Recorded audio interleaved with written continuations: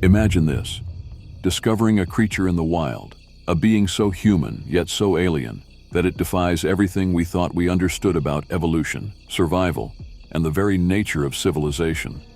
In the mid-19th century, during the 1850s, the Caucasus Mountains loomed vast and unyielding. Their peaks were shrouded in mist that seemed to stretch endlessly. Dense forest blanketed the slopes, places where few dared to tread. Hunters whispered of strange footprints, unnatural silences, and fleeting shadows that flickered. One crisp autumn morning, a group of hunters from the village of Tikhina ventured deeper into the forest than ever before. The scarcity of game had driven them into unfamiliar lands untouched and unsettling. The air felt damp and heavy, carrying the sharp, earthy aroma of decaying leaves. Every step seemed louder than it should have been, echoing as though the forest itself was listening. Suddenly, the leader raised his hand. "Stop." Ahead, something stirred near a secluded stream. At first, they thought it was a bear, but as the sunlight broke through the canopy, they saw it wasn't a bear at all. It was a woman, or something like one. Her frame was broad, her movements sharp and deliberate. Coarse dark hair covered her body. Her face, though unmistakably human, carried a strange, otherworldly quality.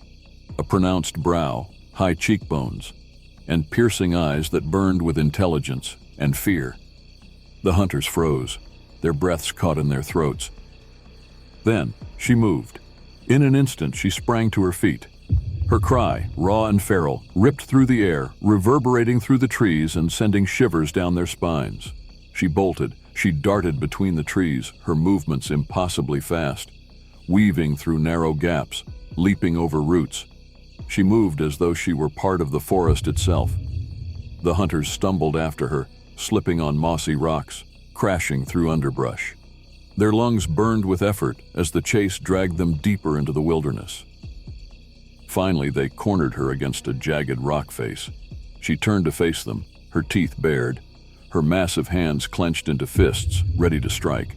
Her breath came in sharp bursts, but her eyes, wide and trembling, revealed something else: fear, exhaustion, perhaps even surrender. Bound and subdued, she was carried back to the village. When the hunters returned, the village erupted into whispers. Some said she was a demon. Others believed she was a forest spirit, angered by their intrusion. Few dared to think she might be human. That first night, no one slept. Zana's cries rose and fell, wild, unrelenting, and filled with something ancient. Her voice carried through the streets, lingering in the air long after she had stopped. The villagers locked their doors, whispered prayers. They feared her voice alone might summon something they could not see, something they could not fight. As the days passed, the villagers approached her cage cautiously.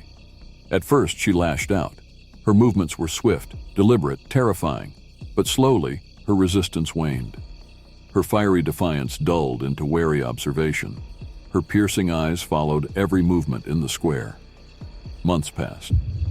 Zana was brought out of her cage to work, always under strict supervision. Her strength was staggering. She carried barrels of water that no man could lift, split firewood with brutal precision.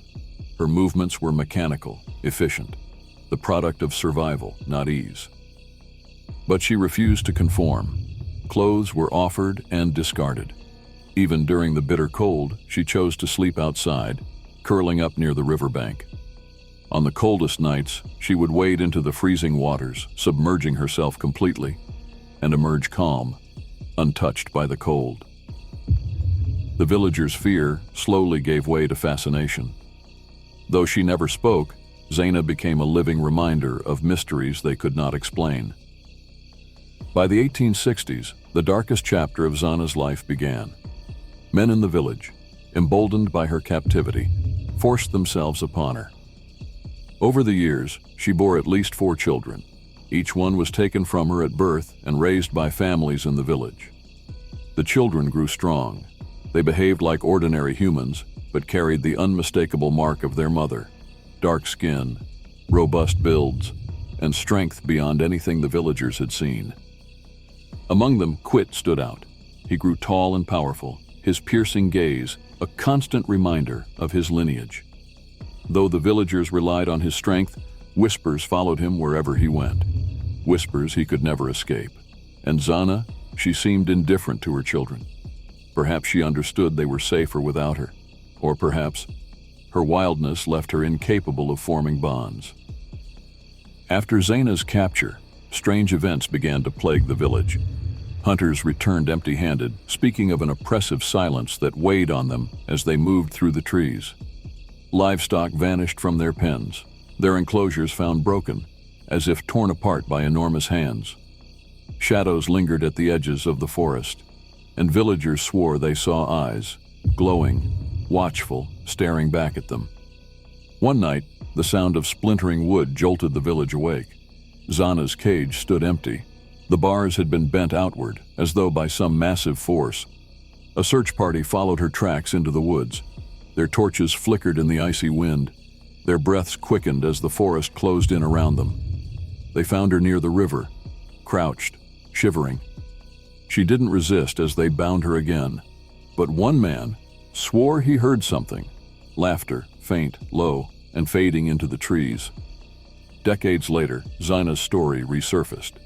Anthropologists began studying her descendants.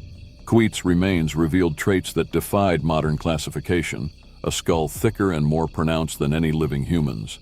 DNA analysis uncovered something even more startling.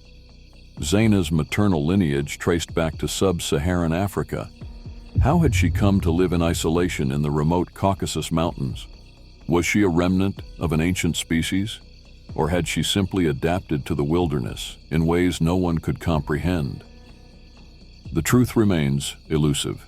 Zana's cage, long abandoned, was overtaken by vines, as though the forest itself sought to erase her captivity.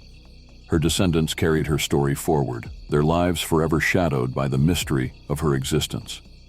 Even now, travelers speak of strange howls in the mountains and glowing eyes that watch from the dark. Zana's story reminds us of one simple truth. Some mysteries are better left unsolved, and perhaps it's better that way. Hey, mystery hunters. If you enjoyed unraveling today's mystery, don't forget to show some love by hitting that like button. It really helps us keep the adventures coming. Got your own theories or thoughts about today's topic? Drop them in the comments below. I'd love to hear from you. And of course, don't keep all the fun to yourself.